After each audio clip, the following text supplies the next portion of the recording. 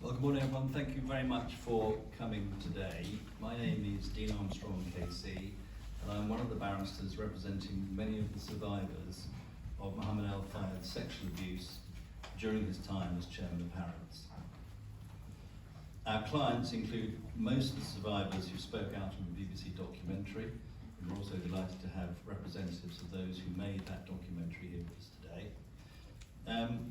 And all the survivors we have are here today. Before we begin, I'd like to draw attention to a website that we have set up which supports the survivors of this horrible abuse. To anyone who watched the BBC's documentary and think they may have been impacted in a similar way, please know that you're not alone. There is now a community here to support you. Our website can be found at www.Harrods Survivors, so 2 S's, Harrods Survivors.com.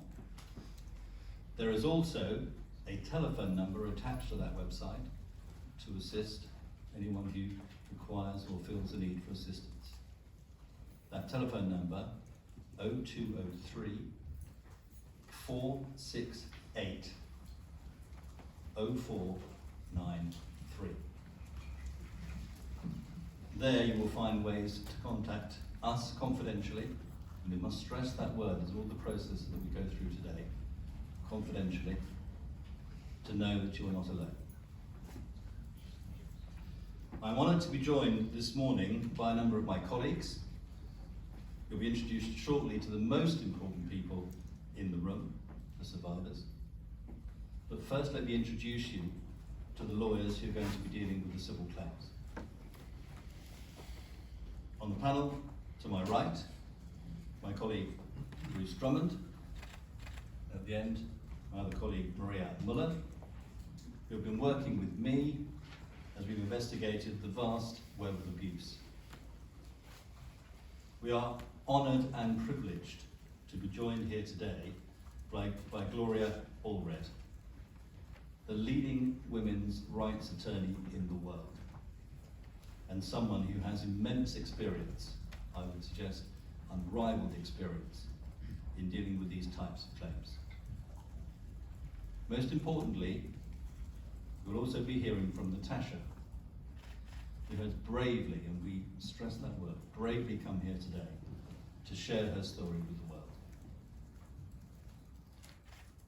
Our aim, and our single aim, is to seek justice for the survivors of the sexual abuses of Mohamed Al Fayed, who we say was enabled by an unsafe system of work which Harrods established, maintained, certainly acquiesced to, and we say facilitated during his chairmanship. We believe that the system not only enabled, but potentially and allowed, to a knowing extent, the widespread sexual abuse of the survivors that we represent. I have many years of practice, and I have never seen a case as horrific as this.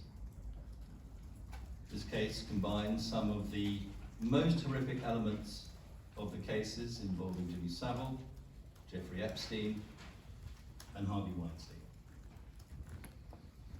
Savile because, in this case, as in that, the institution, we say, knew about the behaviour. Epstein, because in that case, as in this, there was a procurement system in place to source the women and girls, as you know, there are some very young victims of this, for abuse. And Weinstein, because it was a person at the very top of the organisation who was abusing his power. We will say it plainly, Mohamed Al Fayed was a monster.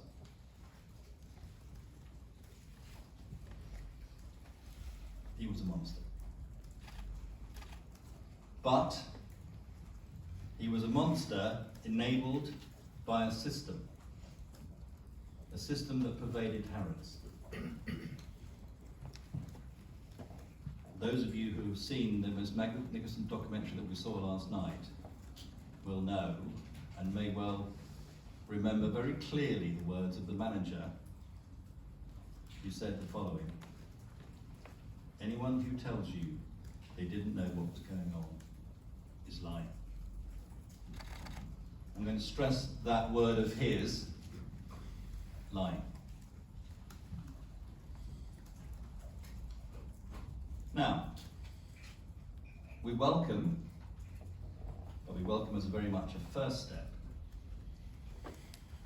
the admission at the end of the programme last night, given by Harrods, that they had, to quote them, failed these women. However, they also claim, or that piece claimed, that they didn't know about Al Fayed's behaviour until 2023. We will say it plainly. That is simply not true. The BBC documentary, as well as all the other material that you will be aware of, we certainly are aware of, makes that clear. This was systematic abuse well before that time, and within the knowledge, we say, of Harrods well before that time. Thanks to bold journalism and the many impediments that bold journalism faced in the day, reports of Al Fayed's behaviour were made public as early as 1995. ITV aired a programme in 1997 covering the matters. Publicists like Max Clifford thought it was funny and joked about it publicly. Al Fayed was accused of indecent assault against a 15-year-old girl who bravely made her claims in the documentary last night. Channel 4 reported on more allegations in 2018. We say beyond peradventure that those who controlled Harrods knew of Mohamed Al Fayed's inappropriate behaviour. And we say that choosing to only address the accusations now is an insult to all of the brave survivors who came forward with their stories all those years ago, and throughout and up to now.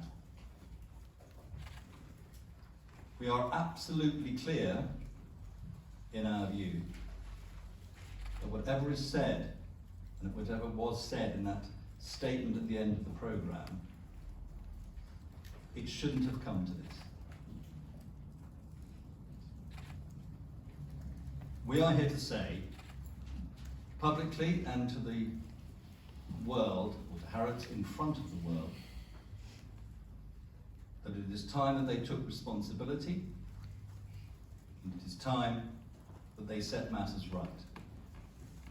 And that is something they should do as soon as possible. They need to face up, to accept the responsibility that they have full culpability for the abuse that these women suffered. Today, we are going to set out our claim and how our claim shows an abject failure of corporate responsibility, and I would invite you to underline those words, an abject failure of corporate responsibility and a failure to provide a safe system of work. It's my pleasure then to introduce next my colleague, Barrister Bruce. Thank you, Dean. I mean, wow, simply wow. I've worked on this case now for over a year, talking to some of these amazing ladies, and to see them all sitting here today is just incredible. Well done, all of you.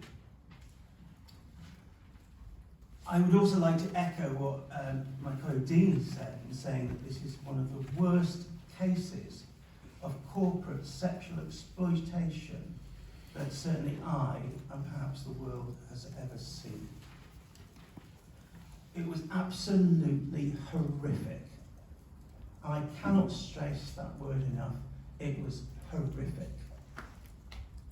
It's horrific because the acts carried out against these young women and girls, and I say girls because most of them were only 19 to 24 at the time, and some were as young as 15 and 16.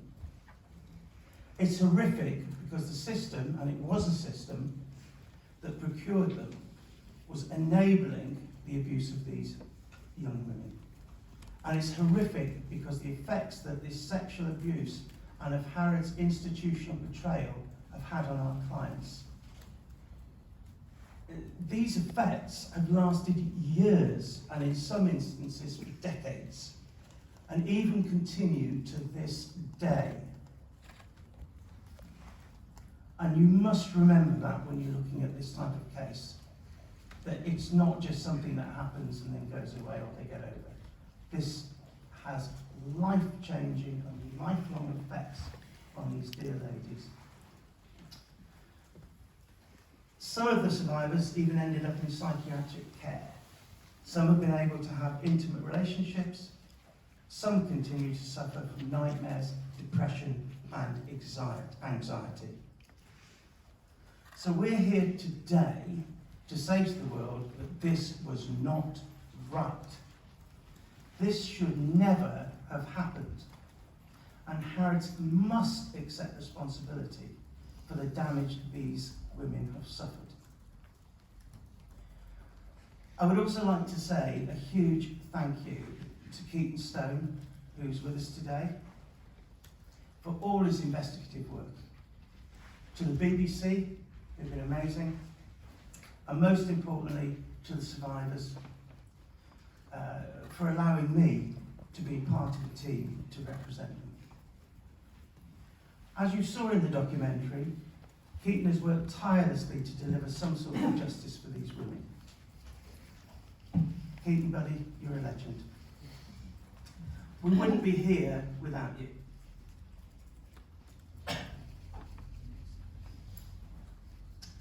So first meeting Keaton about this case, I worked with him closely to investigate and speak with the women.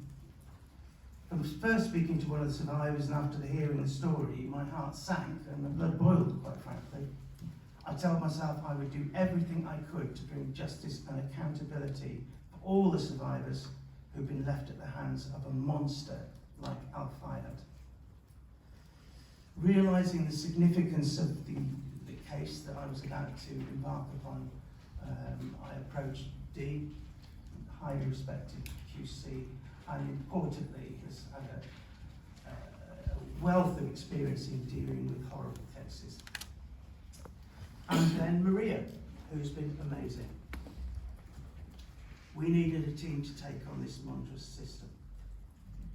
To then extend that to say we would very welcome the input of one of the world's leading, well, probably the world's leading female rights lawyer in the world, who is amongst the top advocate for women's rights that I've ever come across. And happily and gladly, she's here today, bless her. And she's jumped on board to help these ladies. So that's why I'm here anyway, ready for the next stage of this. And you know, I'll answer questions afterwards, but for now I'll hand over to Maria, I think is the next to say something. Thank you very much, Bruce. So I would like to talk about the system that was in place at Harrods at the time. Once selected for their role by the special recruitment process that we've been able to identify, the women would be sent to have a private medical examination. Medical examinations would be undertaken by 3 or 4 private doctors that we have been able to identify, one of whom was named Dr. Anne Coxon in the documentary last night. The women would arrive for their medical examination none the wiser expecting this to be an examination to perhaps check their weight, their blood pressure, or their height. They would then be told that actually the examination would involve a full internal screening, including a full cervical smear, sometimes having their ovaries checked, and a full sexual health screening. This was for their role that they had been offered as secretary, personal assistant, or even, on occasions, interior designer. For some women, this would have been their first ever smear test. If the women would query why the tests were necessary, they would be told something along the lines of, he wants to make sure that you are clean. The results were really provided to them personally, but Mohamed Al Fayed and his enablers would know those results.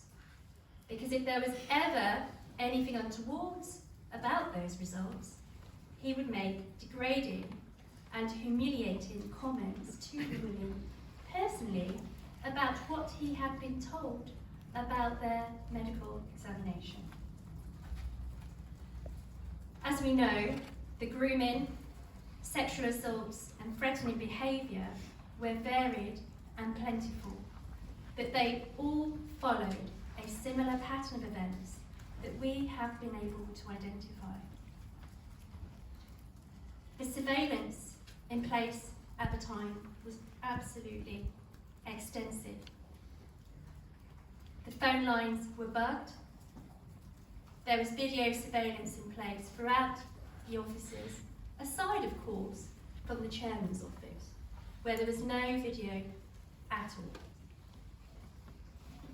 Ladies were frequently followed, and we have witness evidence that we have obtained from members of the security team who had the job of keeping an eye on those ladies, to check what they were doing, to even check if they were in relationships. One woman we know was 16 or 17, and she was sent to be followed by a member of the security team to check if she was in a relationship. That member of the security team would have to report back to Mohamed Al Fayed on what he heard. I should also say that this member of the security team had the job of having to listen in to the women's phone lines. If there were any conversations that he heard that sounded untoward, or if the women dared to speak negatively on those phone lines about Mohamed Al Fayed, he would need to report that back.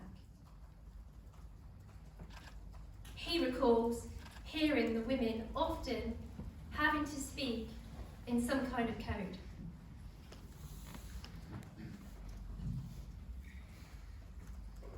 In relation to the threats that the women received, if they ever attempted to complain about the sexual assaults, we know from our work that we've undertaken that they would receive threats along the lines of, "You'll never work in London again.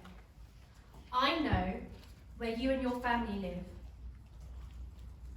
Often, they would be demoted, and false allegations would be made about them, so that they had no choice at all but to leave Harrods. The threat of involving the police would also be made by the security team, and on occasion, from our investigations, we know that this would be followed through. One woman that we represent was sexually assaulted, and she had the bravery and courage to raise this in a formal written complaint to Harrods. On the same day of making this written complaint, the head of security, John McNamara, contacted her and said, "You are a girl alone in London. someone could jump out the bushes at you, or you could have a sudden accident. You need to deny what you have said in the first letter with a second letter, which you must drop off before noon the following day. She, of course, did what she was told because she was absolutely petrified. Another woman who we represent wished to resign because of the sexual assaults and degrading behaviour. She tried to resign to get away from it. She was called into the office by the head of security, who told her that she had been disloyal to the chairman and that she had to leave immediately. If she ever dared talk to the press or revealed any information about the chairman, she was told in explicit terms that there would be serious consequences. Once this woman did leave, she was subjected to threats over the phone from the head of security and became very ill and suicidal. She was admitted into a psychiatric unit for 6 months of her life. She was unable, after that experience, to form any proper relationships with any other man, and lost out on the opportunity to have her own family as a result of all of this. I cannot emphasise enough that how many of the women that we represent have told me personally things that they haven't been able to share with another soul. Some women have hung on to confidential documents that they could use, if forced to do so, as a security blanket in case Mohamed Al Fayed or any of his associates ever tried to come after them. One woman said to me, "That was the fear he drove in you, Maria." I would also like to say this.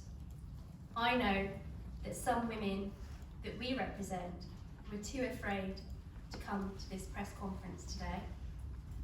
I would like them to know that we are all thinking about them. Thank you for letting me share this with you. I'm now going to hand over to attorney Gloria Allred, who, as we know, has represented victims in high-profile cases all over the world, and it's a privilege to share the stage with her today. Thank you, Gloria. My name is Gloria Allred, and I'm an attorney from the United States. If I may take a moment for personal privilege, I would like to have stand up and recognize my partner of 48 years who is here with me today, is my law partner, Nathan Goldberg, and my associate in my law firm, Olivia Fleischig. Thank you. I've been representing victims for the past 48 years, including victims of Jeffrey Epstein, Harvey Weinstein, R. Kelly, and now victims of Sean Diddy Combs, to name just a few. I've also represented victims of Bill Cosby, including one victim who we represented in a civil trial against him, which we won. In addition, in one lawsuit against the owner of a company, we represented a female employee and won at trial a judgment in excess of $52 million against that owner who sexually harassed our client. I am very familiar with how powerful men use their wealth, positions of power, and fame to subject women and girls to sexual abuse. The allegations against Mohamed Al Fayed include serial rape, attempted rape, sexual battery, and sexual abuse of minors. They involve doctors administering invasive gynecological exams as a condition of employment for some of the employees who were targeted by Mohamed Al Fayed for sexual abuse by him. The allegations also include the unauthorized disclosure to Mohamed Al Fayed of the examination results of employees he targeted for sexual abuse. The allegations involve cover-ups, threats, and a quarter century of sexual abuse by Mohamed Al Fayed after he purchased Harrods and became its chairman. Harrods is often referred to as the most beautiful store in the world. It has a storied and glamorous history. Many women dreamed of working there, to be associated with this prestigious corporation, and to further their careers. However, underneath Harrods' glitz and glamour was a toxic, unsafe, and abusive environment. Shakespeare's Hamlet said, quote, "Something is rotten in the state of Denmark," end quote. We say something was rotten at the core of Harrods. The store was known for catering to every need of its customers, and it was presented as the epitome of beauty. The ugly truth, however, was that a number of female employees were being sexually abused by its chairman, Mohamed Al Fayed. The current owners purchased Harrods in 2010. Their statement in the BBC documentary appears to suggest that they were unaware of this history of sexual abuse. However, in the documentary, it is alleged that Al Fayed's abuse was not a secret and was widely known by its employees. Perhaps the new owners were blinded by the billions of dollars they stood to gain, or by their opportunity to buy a piece of Great Britain's history. When Mohamed Al Fayed sold Harrods, a spokesperson for Al Fayed said he, quote, specifically chose, end quote, the buyers to, quote, ensure that the legacy and traditions that he has built up in Harrods would be continued, end quote. Al Fayed's legacy was to prey upon, denigrate, humiliate, and abuse female employees for his own sexual gratification. That is a legacy that no one should continue. There are certain themes that emerge from the BBC documentary. Most of the victims were terrified and felt that they had no place to turn. They felt powerless and they feared retaliation. Their terror was reinforced by threats, surveillance, and phone tapping. It is also apparent from the documentary that many of the women were vulnerable and that Al Fayed took advantage of their vulnerability. He used his wealth and his power to manipulate and control female victims for his sexual pleasure. Another common theme was that Al Fayed's sexual misconduct was constant and repetitive and went on for 25 years that he owned Harrods. He was the epitome of a serial sexual abuser. Yet another theme was that Al Fayed's sexual abuse was not confined to the Harrods store. For example, Sexual abuse occurred at the Ritz, Paris, and in his residence in Paris, which was formerly the residence of the Duke of Windsor. He required some female employees to accompany him on overnight trips to various locations, ostensibly for work, but actually to facilitate his sexual exploitation of them. Mohamed Al Fayed died last year at 94 years old. He died without ever taking responsibility for what he did to many of his victims. These victims have suffered for years, even decades. They have lived with the shame, humiliation, and the anguish that Mohamed Al Fayed and Harrods caused them. Al Fayed was determined to silence these women. They will be silenced no more. We are proud of all of the women who are coming forward to seek accountability. The good news is that civil justice is still available for them, and they will not rest until they obtain it. It is not enough for Harrods to now say that they are sorry. It is not enough to acknowledge that Harrods failed these women. Justice demands that the victims receive meaningful accountability for what they have suffered. We are glad that the new owners of Harrods have acknowledged that Harrods failed those who were victimized there, and that they are, quote, determined to do the right thing as an organization, end quote. We believe in deeds, not words. It is never too late to do the right thing. This is an opportunity for Harrods to prove their assertion that, quote, the Harrods of today is a very different organization, end quote, and that their words match their conduct.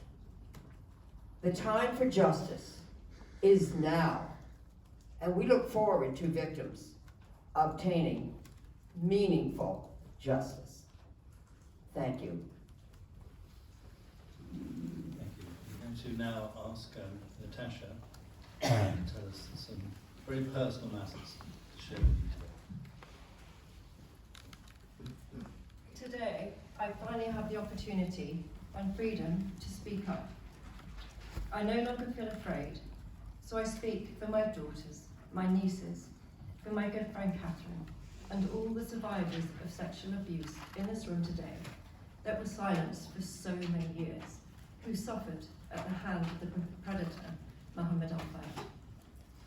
Those who abuse need to know that it's not okay. One day, like today, they will be found out and exposed. I was just 19 years old, young, naive, and totally innocent. I had moved to London to start my working career. I got an interview for a job at Harrods, working for Mohamed Al Fayed, or the chairman as he was well known. It was a supporting role to his then private PA. I was interviewed by Mr. Al Fayed in his office at Harrods. I got the job straight away. I believed I had been given the chance of a lifetime. An exciting job in an incredibly dynamic environment with endless opportunities to look forward to. I could not believe how lucky I was. Imagine the possibilities. This was my passport to a shining, high-powered career. Mohamed was clever and highly manipulative. He behaved like a father figure, often saying, "Call me Papa," often talking about his family and children as if to make me feel safe around him. He would ask kind and seemingly caring questions. He offered extra money for gifts to take home to my parents or to buy new work clothes. It all seemed entirely innocent and normal then, a perk of working for such a powerful man. Unbeknownst to me, I had walked into a lion's den, a lair of cover-ups, deceit, lies, manipulation, humiliation, and gross sexual misconduct. The chairman preyed on the most vulnerable, those of us who needed to pay the rent, and some of us who didn't have parents to protect them. As time went by, I noticed more and more how strange the office atmosphere was. There was no camaraderie. It felt like a very secretive atmosphere. The other girls used to whisper to each other, but I was actively discouraged from making friends. I did, however, make a friend. We kept it very secret, Catherine, who sits in front of me today. From my dream job and high hopes, this then became my reality. Mohamed Al Fayed, a sick predator, lured me in by using the same modus operandi he used time and time again. I was subjected to an unnecessary and intrusive medical examination.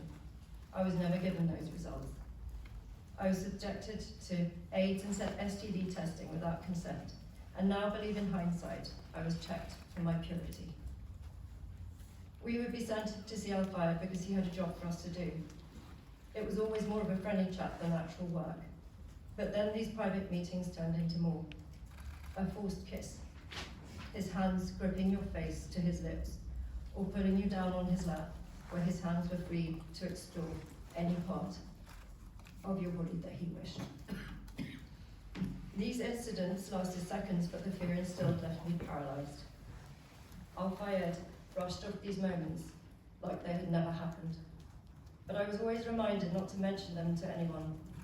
He would know if I did. I had never experienced anything like it before.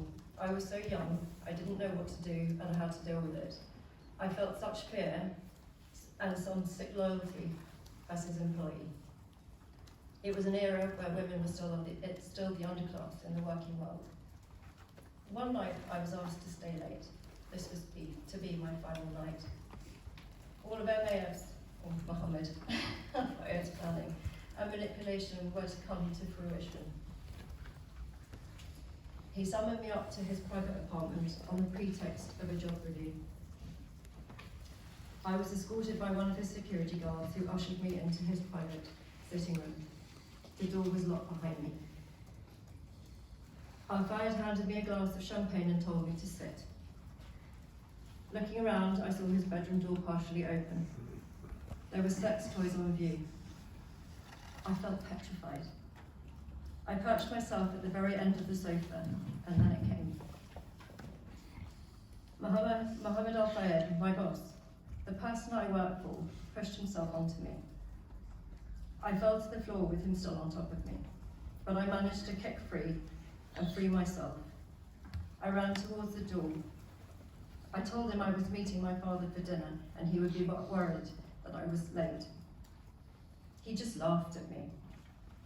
He then composed himself and he told me in no uncertain terms that I was never to breathe a word of this to anyone. If I did, I would never work in London again, and he knew where my family lived. I felt scared and sick. Eventually leaving Park Lane, I never set foot in his private office again. These events impacted me for many years to come. I struggled with confidence around men, and in particular male bosses, and also in my personal relationships. Seeing his obituary just over a year ago triggered such a huge emotion. I couldn't believe that this monster had gotten away with his crimes. Thankfully today, this is a different story, and I am truly grateful for that. Natasha, thank you so much for sharing your story with us all. All of this room salutes you. In fact, we salute all of the survivors in this case. To say that it takes bravery to come and tell a story such as that is an understatement. Again, for those of you watching today who experienced abuse at Harrods, hopefully this shows that you're not alone. Please do reach out to our team if you would like to learn more about legal options. There is support and there is a place to discuss. as of now, we have the huge honour of being retained by 37 survivors in this matter. And as a result of the documentary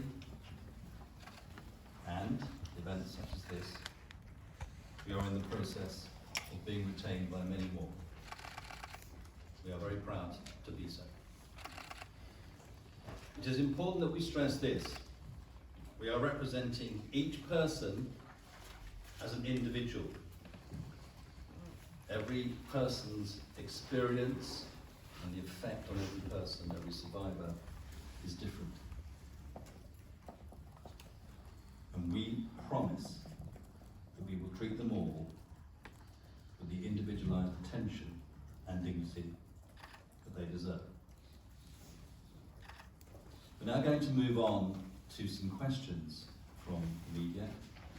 We'll do our best. I will be, in a sense, acting as the person who directs the questions. And if we may, it would obviously help that we have as many people asking questions as possible, as opposed to asking lots and lots of questions. We have a roving mic. Please put your hand up. We'll bring the mic to you. Again, we can limit to one question, one follow-up, so we can move as quickly as we can. Please state your outlet and name, please. Hi, Daniela Banjan, NBC News. Thank you, Natacha.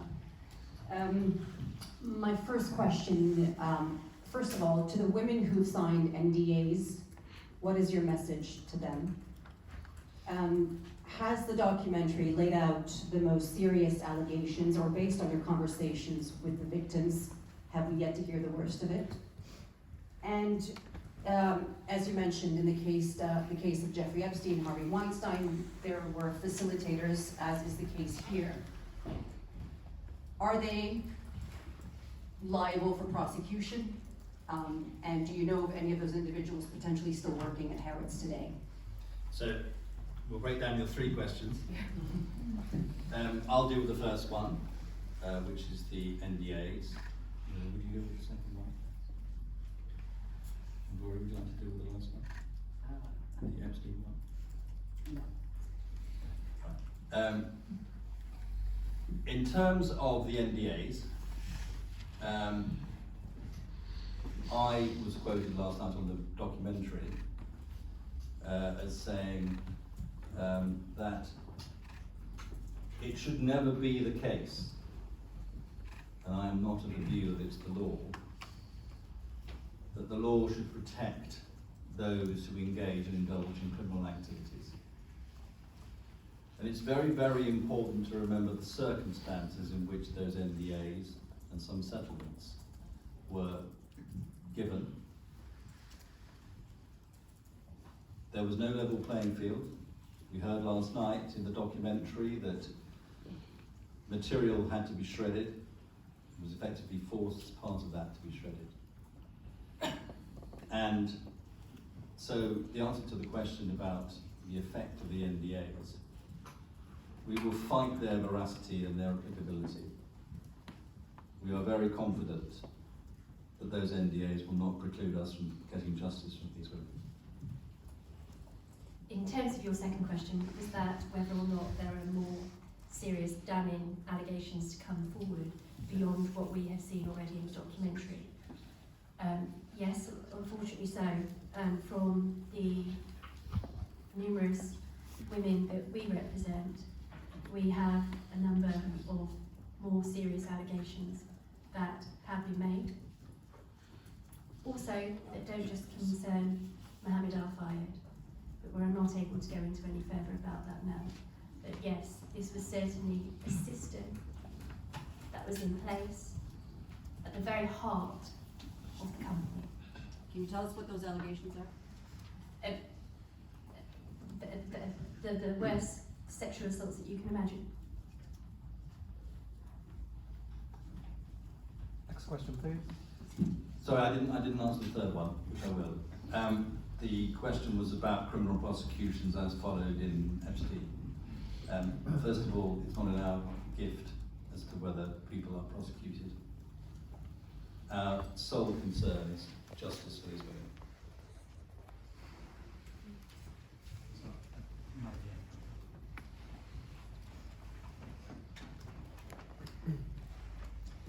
Hi, Simon Viger from 5 News. One question for Dean Armstrong, please, and one for Gloria Allred. For Mr. Armstrong, you say you're pursuing Harrods. Can you explain why you're not also pursuing the estate, the Fayed estate? For Gloria Allred, we've heard comparisons with Epstein, Weinstein, Savile. How do you think this case compares? Shall I take the first one? Which one was first? Yeah. Yes, is it one of the worst? How does it compare in terms of severity?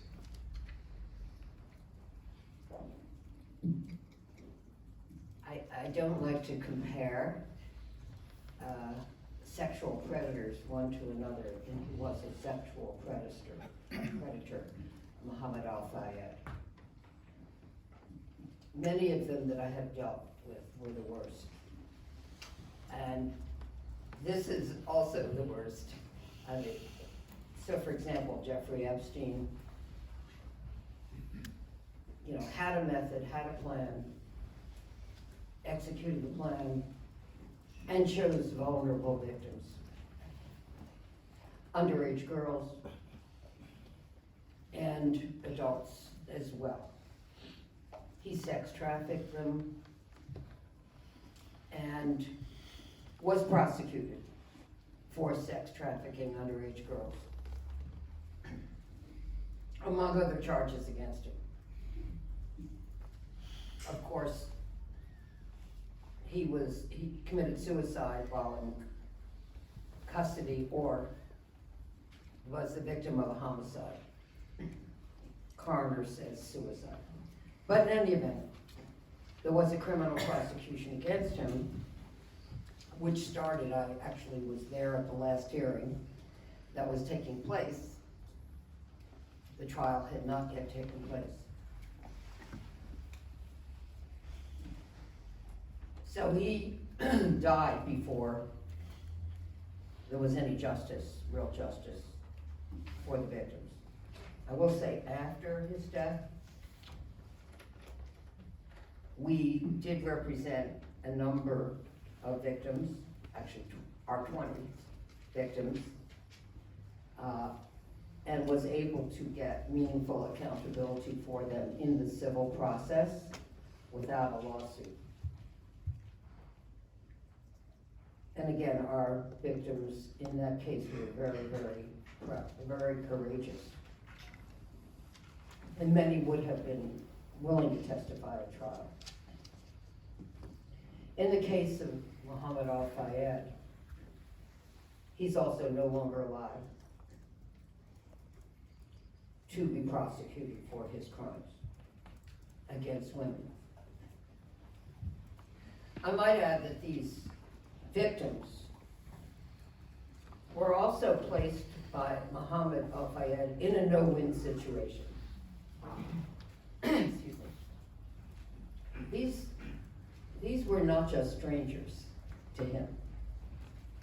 These were victims in an employment situation. He had all the power, they had none.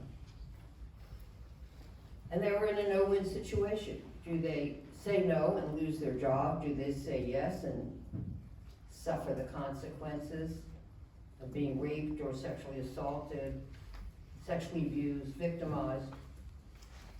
This is why an employment situation, well, at least in the United States, is considered a denial of equal employment opportunity if a victim is sexually harassed or sexually abused, raped, forced to watch pornography, any act of sexual abuse. And it is really wrong, because as it has been said, there's no right decision for these victims to make. It's always going to be a risk to themselves and also to their families. So, R. Kelly knowingly gave serious sexual STDs two underage girls. One of my clients testified very bravely about that at his criminal trial. It's lifelong sexually transmitted diseases.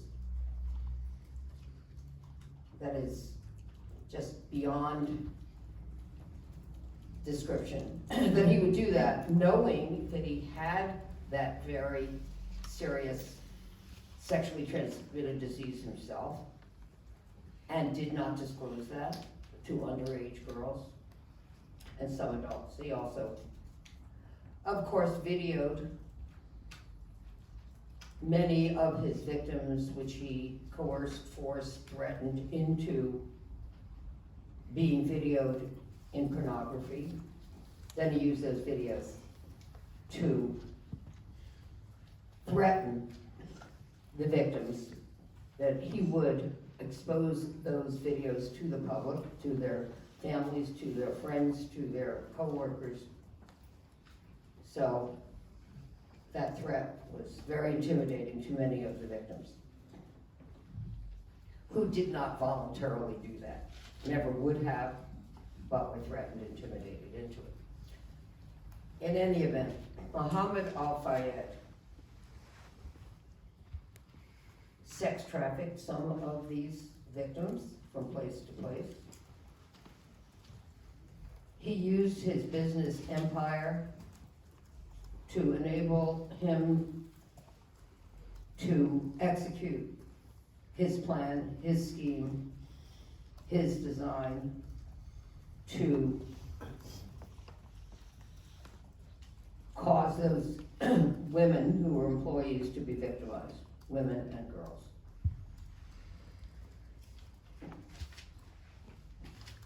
Should he be prosecuted? Can he be prosecuted? I will not opine on British law because I'm not licensed in Great Britain. Having said that, we have wonderful barristers here, very experienced ones who could say that.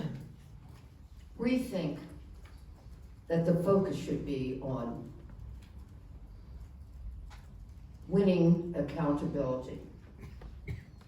And we think our victims who are here today and others who are not here today deserve accountability in the civil justice system.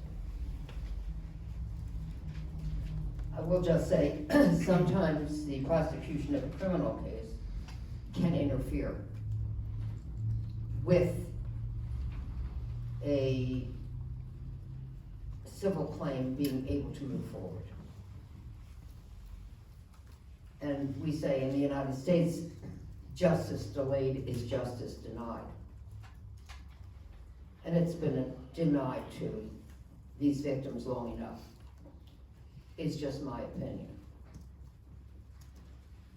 Next question? So that, I think, is So I'll deal with the the second answer question. to, I hope the answer It to is your absolutely. Can I deal with the second part of your question, or the question directed to me? Thank you, Gloria.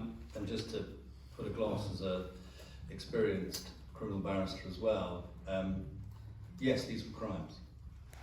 So had he been alive, he would have been prosecuted. Or ought to have been, perhaps, prosecuted. In any event, can I just deal with your two aspects? You asked 2 points about it. First of all, why are we not pursuing, I think was your question, other parties? Can I say it is certainly not the case that we are not pursuing other parties. You will hear this phrase once now, you may hear it a few more times today. We are not ruling anything out. Why the focus on Harrods? I'll tell you the focus on Harrods and the reason for that. This was systematic trafficking of women for sexual gratification. That system began with a selection process where women of similar age, look, were selected. Once that selection had taken place unbeknownst to them,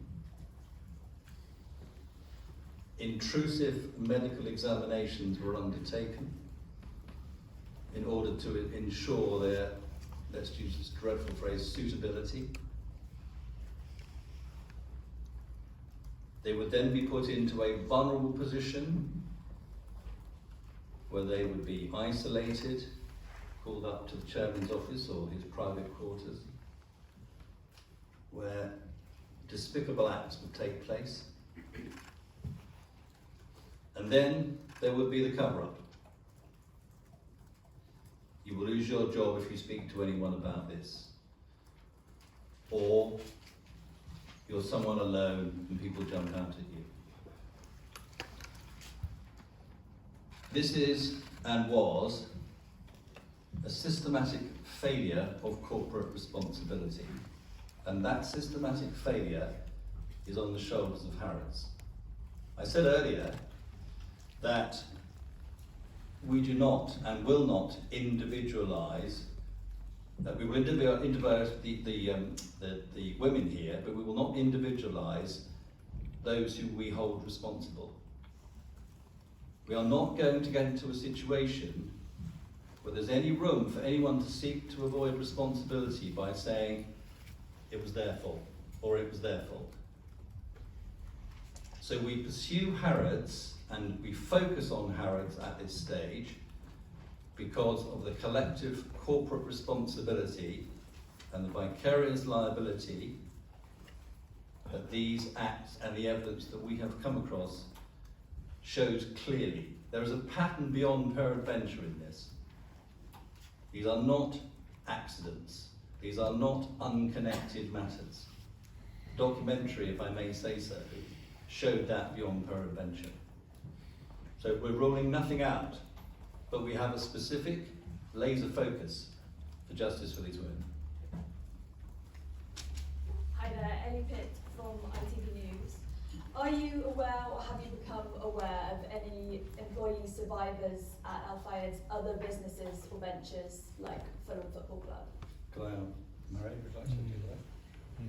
Yes, we are aware of allegations that have been made at other places of work. We represent also women who were employed by the Ritz.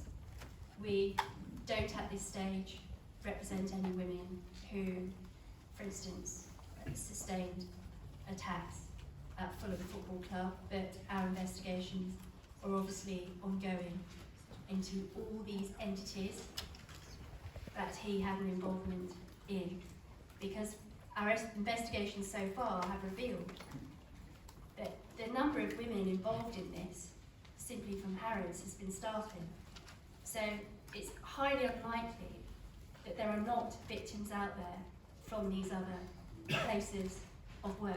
Wherever he went, there will be victims.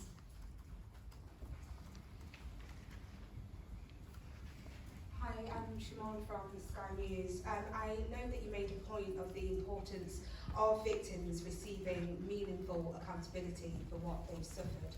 Do you mind just explaining what you mean by this? If it was my phrase, I'm happy to deal with that. Meaningful accountability means having a proper voice and having the ability to tell your story, to tell your version and to tell the facts as they were without fear of threat. That is hugely significant. And there are always suggestions that whenever lawyers get involved, it's only about the money. It is not. This is about women coming forward and for the very first time in this whole dreadful episode, having an ability to say and tell us what happened to them without fear of being threatened. If, and we would obviously invite them to do so, if Harrods feel that they ought to compensate women financially for what they've done and how they failed them, then of course that is something which we would welcome. But we are not going to sit here and accept any suggestion that we are only interested in money. This is about much, much, much more. Yeah, can I just add, Dean, actually, to that over the past year, speaking with now near 40 of the survivors, not one has ever asked me, what do you think I'll get? Never. And I think that says it all, doesn't it? I would like to add that coming forward may mean different things to different people. There is coming forward and telling what happened to them to the press. We don't tell, at least I don't tell, any clients that I may have, you should speak to the press. It really is up to them, and always up to their attorney to advise of the benefits and risks of speaking publicly. Some people want to come forward but not publicly. They want to come forward in a confidential, safe manner. And that means speaking to their attorneys, explaining what happened to them in a confidential setting. It's always confidential speaking to attorneys. And I understand that's the case in the UK as well as the United States. Attorneys are not permitted to disclose confidential communications with them by a client who is consulting them on their options or decides to move forward with a claim. So I just want everyone to know that even though some survivors are here today who did not come forward publicly, we also care about them.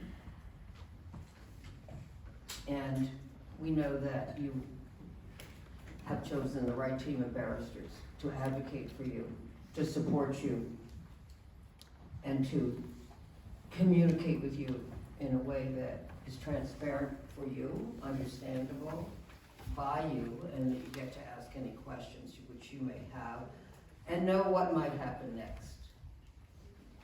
Because when fear was used as a weapon against you, and fear is the weapon worldwide the sexual predators use to trap their victims, to isolate their victims, to intimidate their victims, so that they will not seek accountability.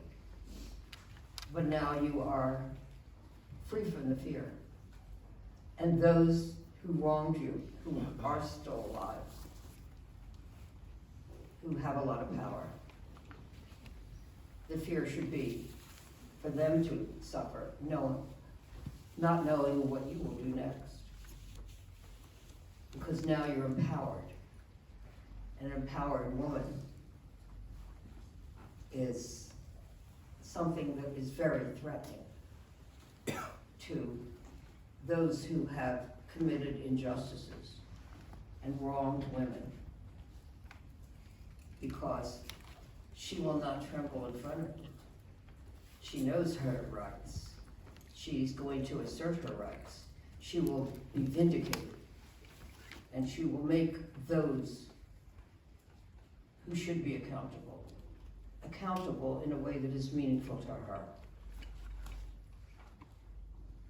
An empowered woman is a woman who understands her own strength, understands that she had more courage than she ever knew that she had, and more strength to move forward.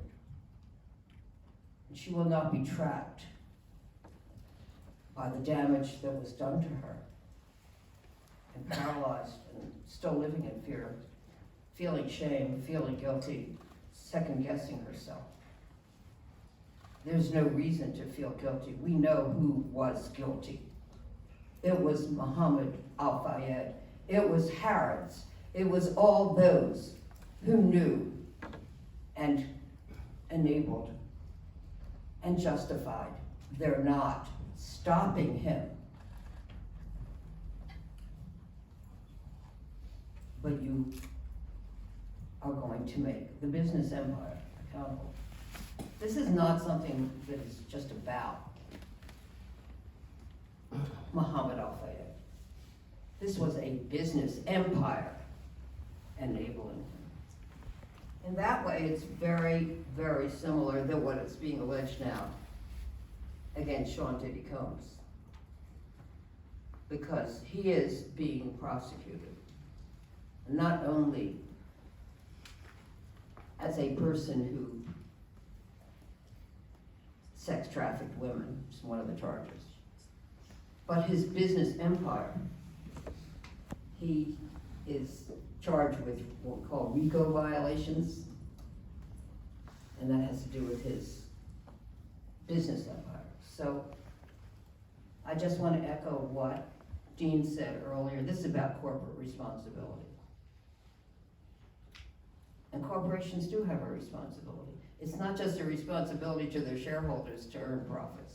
It's a responsibility to have a safe workplace, not to shut their eyes to what is going on there or think, oh, well, that's just about an individual. No. It's not. It's a safe workplace that they have a legal and moral duty to provide. So that's Next question. Briar Stewart from CBC News. I'm wondering if you can elaborate on the global scope of the case. We know that this unfolded in different countries and there are victims of different nationalities. And also, what do you think it says about Al Fayed's influence and just the justice system overall, that these women could only come forward in this meaningful way after Al Fayed's death? I'm going to ask Bruce to deal with the global scope. It's vast, but he'll be able to give you a bit more detail. Yeah, the scope of this claim is vast, and I often say to my colleagues, it's a bit like we've lifted up the stone, but we just don't know quite yet what's all underneath. We have survivors from all over the world, from Malaysia, Australia, from Italy, from Romania, from America. We have 6 ladies who are Americans. We have 3 ladies from Canada, one who was seriously assaulted when she was 16. And the global aspect of this case, which is why we say this is, albeit we're here in the UK now, it's not where the case we see as being necessarily determined, is because this is a claim that will affect far-reaching jurisdictions. And obviously I can't really say a lot more than that at this point, because we've got to finalise and we've got to work through it all, but certainly we do not see this as anything but a global claim by all those ladies, no matter where they're from or where they live, to be able to get some sort of accountability. And also, to add into that the assaults, the rapes, the attempted rapes were carried out all over the world as well. It wasn't just in Harrods, UK. Thank you. And Bruce, thank you, Bruce, for that. And just to pick up on the second part of your question about why it is that people are speaking up now, if that was the import of your question, all I would say to you is, you saw the documentary last night. You saw the obstacles and the handicaps that were put in front of people to have the ability to speak up without fear. I don't think I need to add anything to that. Can I just add on to that? It's not only the documentary, but it's women who have dared to speak out and raise complaints to Harrods previously. It's not just the justice system that challenges them, it's the system overall. We've seen from documents that we've seen in relation to those ladies who've had the bravery to actually submit a complaint to Harrods before now, that their case will be undermined at every single opportunity. They will be told how they will fail and how they will not succeed. And that's just something to bear in mind when Harrods are talking about how they want to look after these ladies, and that they've had a settlement process in place. We've been able to see that, and some of the communications that have been sent to some of these women, and they are undermined at every single opportunity. Helena Wilkinson, BBC News. A question for you, Natasha, if I may. You talked about finding freedom to be able to talk today about what happened to you. How does that feel? It feels odd after all these years to be able to speak about it. It feels good to change a legacy of a man who really was a monster. And I don't think we really comprehended that at the time, because we just, I think we felt like it was just part of it. I don't think we didn't really realise what was going on. So it is finally, it's a good feeling to be able to change that legacy. And I have daughters and nieces, and just the thought of that happening to them at a tender age is just awful. I'd just add that these survivors are role models in courage. They know what happened to them. They've described it in detail, either publicly or to the barristers, or sometimes to others who were supportive of them. This is a teaching moment for Harrods. It's a teaching moment for other corporations, frankly, all over the world.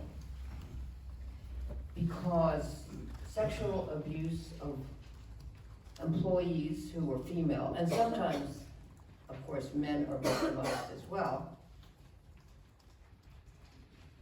in their employment area. We've dealt with that.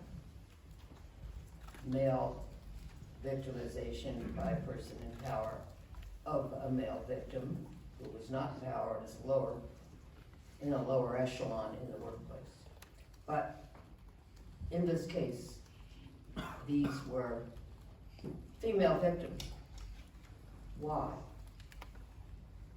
The old saying, never underestimate a woman, applies. They underestimated the courage of these victims to ever do anything about it. That's a big mistake for corporate responsibility officers, and some corporations do have that. An officer in charge of their corporate responsibility. So, just remember, these victims are all over the world. We don't know where all of them are located. But courage is contagious. And the courage of the women who are here today, the victims, will be heard and seen all over the world. In this documentary, in other interviews anyone may choose to do or not, just knowing that there's so many victims who are committed to vindicating their rights and making a large corporation accountable, that will bring a smile to many women who are also being victimized elsewhere and afraid to talk about it.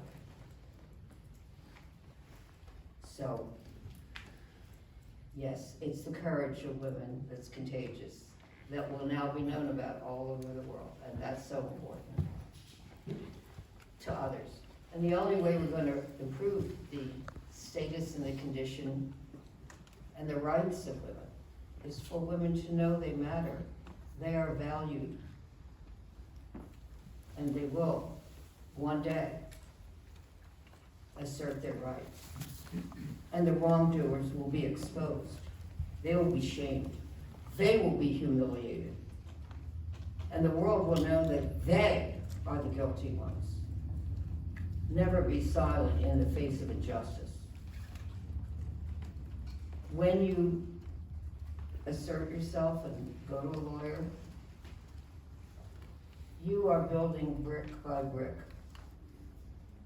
a house of courage, not only for yourself, but all over the world. And there will be women smiling and saying to their daughters, maybe you can do this too. Maybe you can ask for accountability in the legal system. At least find out what your rights are. And then you can decide, do you want to assert them? Do you not want to assert them? Do you maybe want to assert them? And you will have people who will come and help you. The isolation, the batterers and predators, and that's what he is, a predator. Also, a child molester.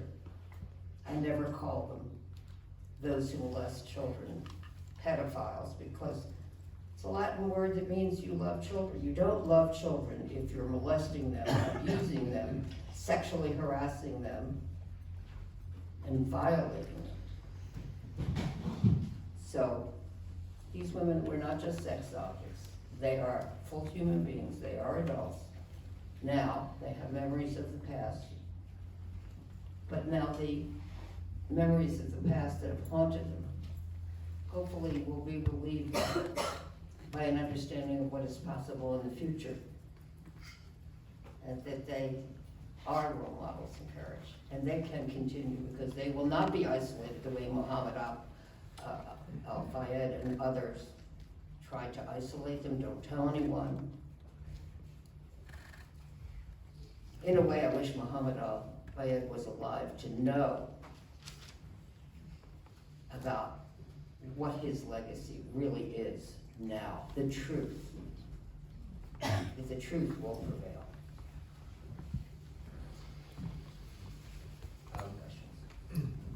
Hello, Gordon Rayner from the Telegraph. Question for Dean and a question for Natacha. Dean, you mentioned that the complaints go beyond just Fayed. So the question to you is, are you aware of any of the survivors making complaints to the police, either now or in the past, about people who worked for Fayed? And then I just wanted to ask Natacha, do you feel that the survivors were perhaps let down by the Crown Prosecution Service, who have had lots of chances over the years to catch up with Fayed? He was arrested, he was questioned several times. As you've said, the panel has said, his behaviour was known about from the 1990s. And also, do you feel that perhaps Keir Starmer, who was in charge of the CPS when the 15-year-old who was on the documentary last night was told that there wouldn't be a prosecution, does Keir Starmer perhaps owe you an apology for not having caught up with Fayed? I think that's perhaps a bit of an unfair question. Can I, Natacha could obviously answer to the extent she wishes to answer. We obviously know the reasons why that was asked, and no disrespect at all to the question, but I'll deal with the first part of the question, and Natacha, you can obviously say whatever you'd like to say. And Natacha's going to pass on that one as I think is her right. But I'm absolutely sure it's her right. May I just deal with the question you asked about complaints to the police? This wasn't just abuse perpetrated by Mohamed Al Fayed, as I've sought to explain in terms of the prevailing system. It is clear, and was clear from the documentary, that the police were involved. And that's the answer to your question. The police clearly were involved in this case. The extent of their involvement, unsurprisingly, are not privy to. But we know that a complaint was made by, I think she was 15 at the time, a young woman of 15 years old, against 80 or I think it was 78 or 80 at the time. So we're aware that the police were involved. And one of the earlier questions was about people speaking up and the timing of them speaking up. I would commend that part of the documentary to you, where that 15, she was then 15, the lady obviously was much older now, but where she cried her eyes out because she got bailed. So the answer to your question is, we're aware that the police were involved. This is not a criticism of the police. It's not any kind of judgment on the police action. But we're obviously aware that the police were involved in this. Yeah, but I was asking whether you were aware of anybody else, anybody having made a complaint to the police about anybody other than Fayed, because you said earlier it went beyond just him. Well, I think it's, the answer to your question is, I was speaking in terms of the serialised systematic sexual abuse, not about whether there were criminal complaints to the police. So the context in which I was talking about other people was those who enabled the system to take place and to produce the results that Al Fayed in particular wanted to produce. That was my answer in respect to that. It wasn't in connection with the police. Next question, please.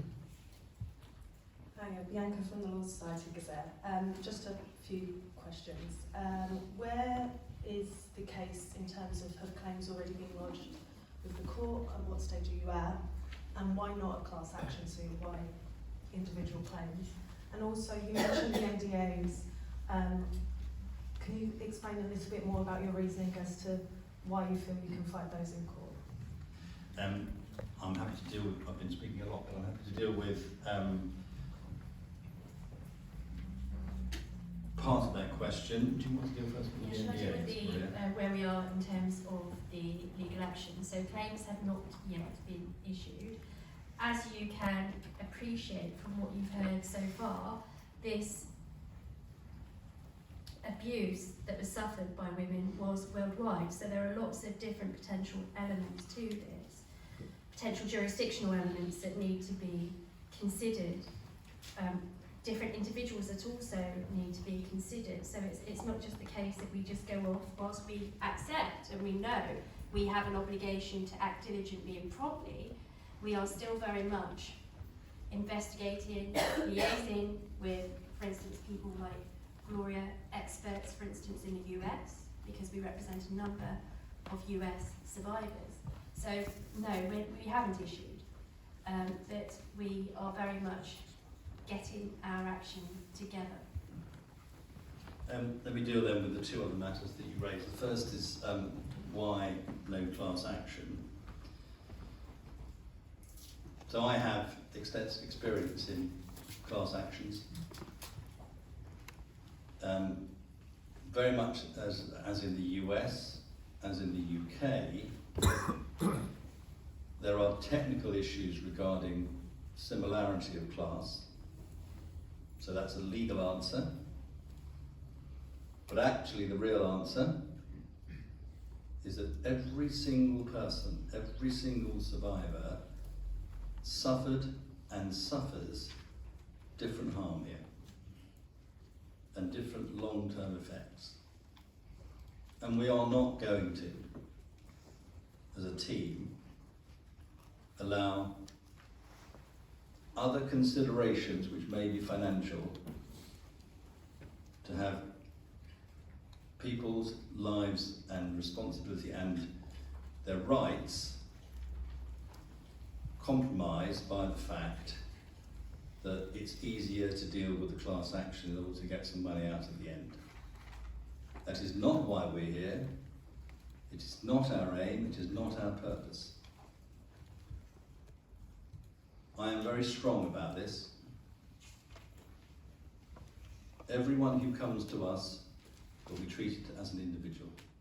And I hope those of you who are here today can attest to that. Can I then deal with the limitation point? If the law is, and as you will be aware, knowing where you come from, obviously the Law Society Gazette, you will be aware that the Limitation Act in the UK, and I won't speak for the minute about across the world, but I'm pretty confident there's some respectable arguments I'm about to deploy here, which will be deployed by others. If it's the case that a corporate can put into effect a system which causes individuals to suffer serious sexual abuse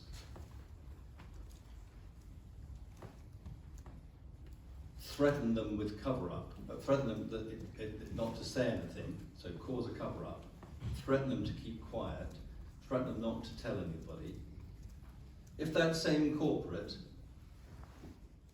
then seeks to bring the argument to a judge that their claims should be disapplied by reason of passage of time, then that is not a society in which I certainly want to live. The limitation periods are there for good, practical, legal reasons, but they can also be disapplied for good, legal, humanitarian reasons. And it's really important when we deal and think about limitation here. And I would challenge, I hold out a challenge here to Harrods. If Harrods are going to seek to say to us, these claims should be barred on the basis of limitation, then they are effectively adopting the argument that threats will always win the day. We will not accept that argument, and we are pretty confident the courts won't either. May I comment? All right. Just a few points to piggyback on what Dean just said.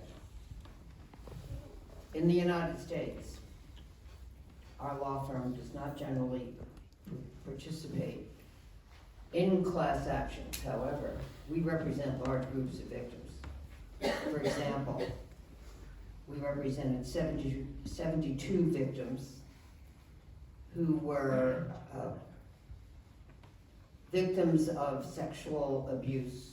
These were young women at the University of Southern California, victims of sexual abuse by the gynecologist who provided services to them when they're students and some faculty at the University of Southern California. 72 victims. We've represented many groups of women who were victims, some larger, some smaller groups,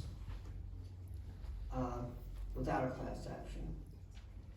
I won't go into all of the different cases, but if somebody wants to know later, I'd be happy to provide the answers. So, because we do believe in individual attention, individual assessment of a client's claim. We don't think one size fits all. Everybody's had a different situation in some ways where they have been victimized and different damages.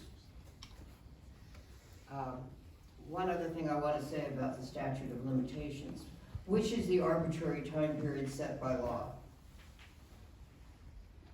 by different legislative bodies in different countries, generally. In the past, it definitely has favored the wrongdoer, not the victim. I've met with advocates from other countries in Europe, I'll just put it that way, who are seeking to change, eliminate, modify the statute of limitations elsewhere. You have a more favorable statute of limitations in the UK than we have in the United States.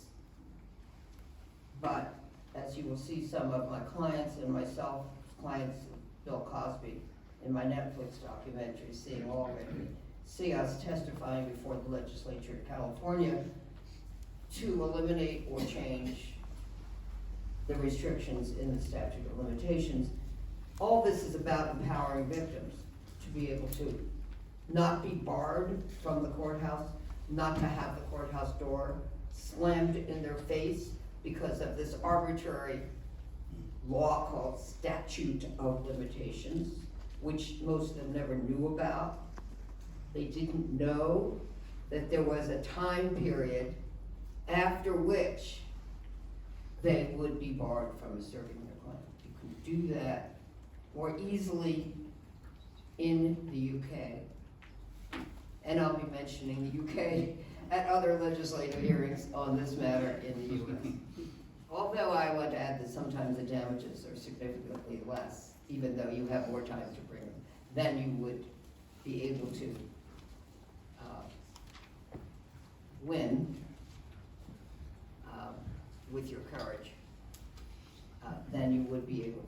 in the United States. Let's see. Last point about large corporations. I do. Like in the United States, we have something called RICO. You may have heard of it, Racketeering, Influence Corrupt Organizations Act, which Sean Diddy Combs is charged with in a criminal case. So the United States is recognizing the role of large businesses which are used to enable the predator to victimize their victims. He generally is not acting alone. He's getting a lot of support from others.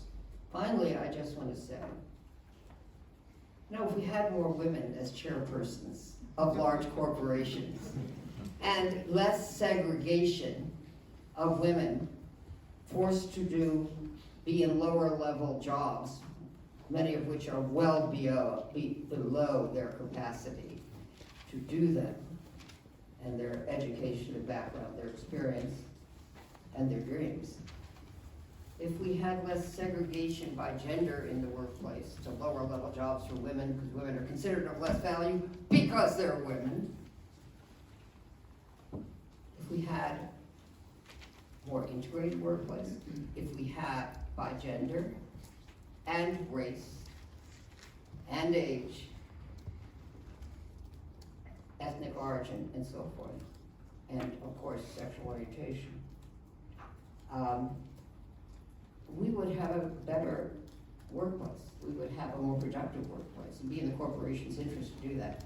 And again, not enough women, either in the UK or in the United States, who are at the top level, let's say Fortune 500 companies, other large corporations. That has to change. And maybe we'd have less sexual abuse by people in power if the people in power were women. I'd like us to find out if I'm right. That there's not enough women at the top levels of corporations. That's all I have to say about it. Time for two last questions. We keep them quick, please. Hi, Alex Croft, The Independent. Are any of the executive staff from during Fayed's time still in place in Harrods, and do you envisage ever any criminal action against those who were involved in covering up, but not any actual allegations? I'll ask Maria to deal with the factual scenario of whether I'm still in place. With regard to criminal activity, as I said before, this is not for us to say, I'm afraid. We do not have that capacity to tell you, so therefore we won't. In terms of the first aspect, we're not aware of any people that may still be in place at Harrods, but obviously this is a case that is rapidly evolving and expanding every single day. Even from yesterday, the amount of emails that we have received of people offering to provide evidence to us to support the women who've been brave to speak out has been overwhelming. So it's an evolving process. Last question, please. Zoe McGee, ABC News. Natasha, I'm very struck by your bravery and, well, all the women here. But what I wanted to ask was, you said that you are no longer afraid. Could you tell us how you got to that point? Yeah, by my lovely friend here, Catherine, involving me in this process. I think we all stand together, and if you can stand together as a woman, you have the strength to not be afraid anymore.